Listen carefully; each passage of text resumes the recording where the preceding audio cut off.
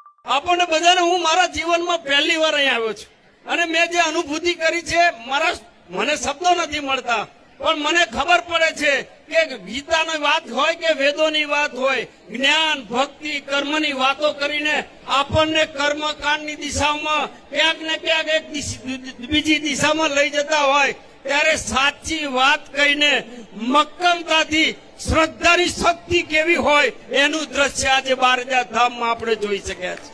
આ શ્રદ્ધાની શક્તિના કારણે થયું છે, કોઈ અંધશ્રદ્ધાની શક્તિ નથી. હું છાતી ઠોકીને કહું છું કે આ માત્ર ને માત્ર સનાતન ધર્મની અંદર આપણી સંસ્કૃતિની શક્તિ, આપણી શ્રદ્ધાની શક્તિ છે. અને એટલે સ્વયંભૂ આ લાખો લોકો અહીંયા પોતાની સ્વયંભૂ આવી અને માના ચરણે આવે છે અને થાય એ સમાજની સેવા કરે છે, પરિવારની સેવા કરે છે. સાચું જ્ઞાન માતાના ચરણોમાં મળે છે.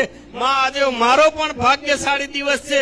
હું પણ માં આપણા ચરણોમાં નમન કરું છું કે માં સમાજની કામ કરવાની શક્તિ મળે, સાચા અને શુભ વિચારો મળે અને શુભ વિચારોથી જે પણ કામ થાય એ કામ સમાજનું કરતા કરતા માં આપણા આશીર્વાદ સદાય મળતા રહે.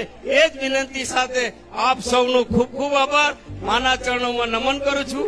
માં આપના આશીર્વાદ સતત મળતા રહે, આપનું માર્ગદર્શન મળતું રહે.